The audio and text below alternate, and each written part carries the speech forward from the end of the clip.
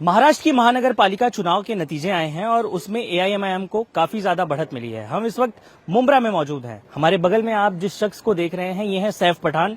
26D से इनकी विजय हुई है। सबसे पहले तो ये बताइए आपके अगेंस्ट में कैंडिडेट कौन था और कितना मार्जिन है? जी देखिए कि मेरे अगेंस्ट में जो कैंडिडेट थे वो एनसीपी, दोनों ही एनसीपी के यानी गद्दावर नेता थे। 20-20 साल के नगर सेवक थे दोनों।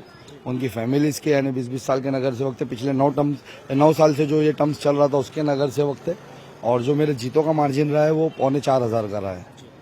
इतना बड़ा मार्जिन था। एनसीपी को लोग ऑप्शन के तौर पे देखते थे, कांग्रेस को ऑप्शन के तौर पर देखते हैं, लेकिन आपको बढ़त मिली है। क्यों? ऐसा क्या अलग हुआ इस बार के चुनाव में?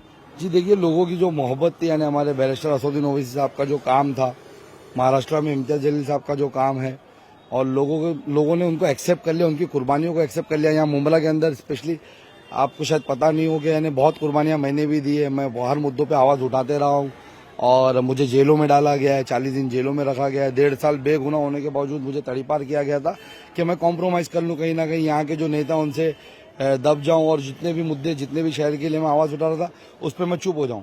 तो कहीं ना कहीं मैंने उसको तोड़ा नहीं, उनसे दबा नहीं। तो आवाम ने जो आपने कहा कि इतनी मार्जिन से जिता है, तो कहीं ना कहीं ओवरऑल इन सब चीजों को मिला जुला करके वो लोगों ने मुझे मोहब्बत दिखाई है। इस बार के पालिका चुनाव में देवेंद्र फडणवीस मुख्यमंत्री, बैरिस्टर असदुद्दीन ओवैसी दोनों के बीच स्टेज से बहुत बार एक दूसरे के ऊपर आरोप प्रत्यारोप लगे। उस दौरान बुरखे वाली मेयर बनेगी कि नहीं बनेगी, इसको लेकर भी बहुत विवाद हुआ। अब तो आपकी पार्टी से भी बहुत सारी ऐसी महिलाएं हैं जो चुनकर वहां पहुंच रही हैं।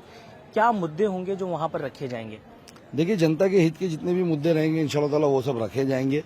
और जितने भी यानी हमारे लोग चुनकर आए, ये तो हमें श्योरिटी देते कि हम लोग यानी गूंगे नहीं है दूसरों की तरह। और हमारा लीडर बैरिस्टर असदुद्दीन ओवैसी साहब कभी हमको दबाते ही नहीं है। आज हम पदों पे नहीं थे, हम यानी पोस्टों पे नहीं थे गवर्नमेंट्स के, लेकिन उन्होंने हमको हर मुद्दों पे बोलने की आजादी दी है।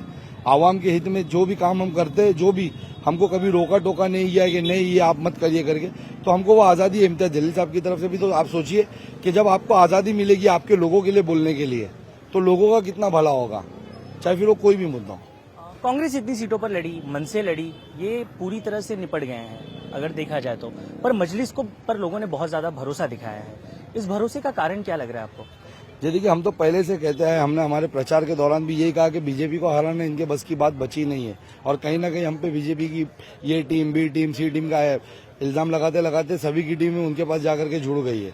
हम ये जो उसका विरोध करें, तो आज आवाम को समझ में आ गया कि जो असल में अपोजिशन है इस देश के अंदर वो बैरिस्टर असदुद्दीन ओवैसी साहब है।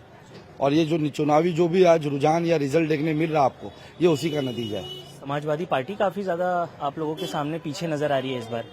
समाजवादी पार्टी नजर आ रही है आपको? हमें तो कहीं भी नजर नहीं आ रही। हमको ऐसा लग रहा है कि थोड़ा साफ हो चुका है, आवाम समझ चुकी है कि कौन यानी बीजेपी का असली दलाल है, किसने हमारे पीछे एजेंडा फैलाया, और कौन बीजेपी के लिए इलेक्शन में हर वो कैंडिडेट को हराने का काम करता है जो उसके विरोध में रहता है। तो हमें तो नहीं लगता कि कहीं पे यानी कहीं दिख रही है। इंडिया टीवी से बात करने के लिए बहुत बहुत धन्यवाद। कैमरामैन मिलिंद के साथ साकेत रहा, इंडिया टीवी मुंब्रा।